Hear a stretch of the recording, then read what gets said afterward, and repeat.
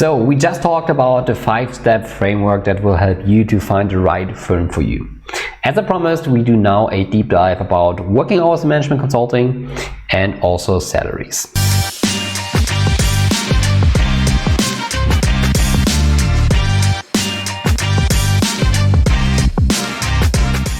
Just as a note, of course, we cannot show every company here because, we cannot do an entire market analysis. This would be too much for this course.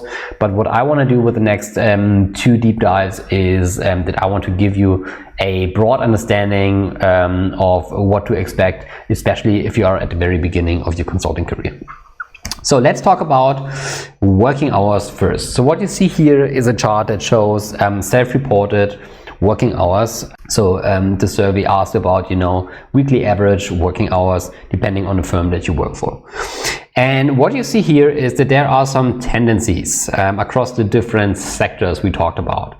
So if we talk about MBB, and I would consider this, a strategy sector, you see that most people work between 60 and 69, so almost 70 hours. And I would confirm that myself. So Stern Stewart is certainly a firm that is in that category. And, this is also probably what is my average work week, I would say.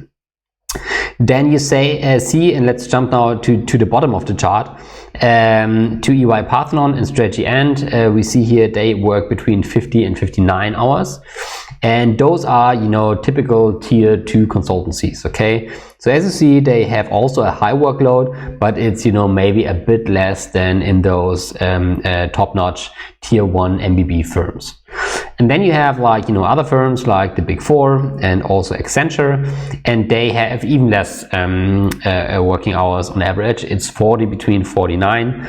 Again, this is just a rough estimation because as we discussed many times, it's highly depending on your project. It's highly depending on the current situation that you're in. So those are just, rough estimates. But you can see that you work in, in the top strategy sector, probably the most, between 60 and 70. Then, in tier 2 consulting firms, probably a little bit less, like 50 to 59. And then, in the Big Four or tech consultancies, probably between 40 and 50. This should be, a rough estimate. And this should help you if you think about, important criteria for finding the right firm for you. If one important criteria are the working hours, this should be a reference that you can refer to. Let's talk about the second deep dive. Let's talk about salaries. And here we have the same chart. And the thing with salaries is the following. So it highly varies across the countries, okay? So in Germany, there are different salaries than in the US. And there are different salaries than in Asia because they all have different schooling systems, different incentives. So it's very, very hard to bring accurate data that fits to your specific situation because I don't know where you are from. I don't know what country you are. So it's impossible to list all of the entry salaries here. So what I did, I chose the US salaries because, this is at least a broad reference. And I think also, if we talk about finding the right firm for you, and if you have a salary on the list of your 5 criteria, it's not the absolute number that is important, but it's more, the relation between the firms.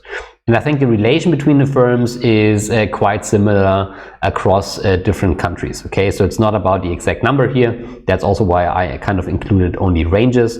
It's more about, getting a feeling of those different categories. What I have here also is that I ranked the salary for undergraduates and masters and also for MBAs and PhDs.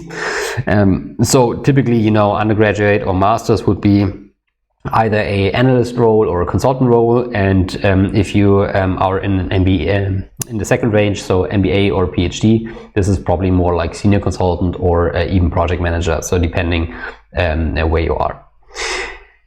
And not surprisingly, we see that the working hours correlate kind of with the salaries. So we see that MBB firms tend to pay the highest salary, and especially compared to tier 2 strategy consultancies like EY Parthenon or Strategy End. And we see that the Big Four and tech companies or consultancies have a much lower, or a slightly lower salaries here. This is not surprising. I want to mention that especially smaller firms tend to pay more sometimes. So if you are focused on salary and financial upside, then this was something that I did, was then it might make sense that you look for smaller firms, boutique firms, because they have a much bigger incentive to pay more in order to find the right people. And also, especially if it's a growing company, they also will give you a strong incentive to contribute to business development and so on. So in terms of salaries, it might be an option for you to watch out for smaller firms. Nevertheless, you can say that if you talk about the big, most prestigious firms, that MBB pays the most or the highest salaries. After that, tier 2 consultancies, and then probably, or as we see, the big fours and the tech companies. So, with that being said, that was the module about finding the right firm, and I hope this brought value to you.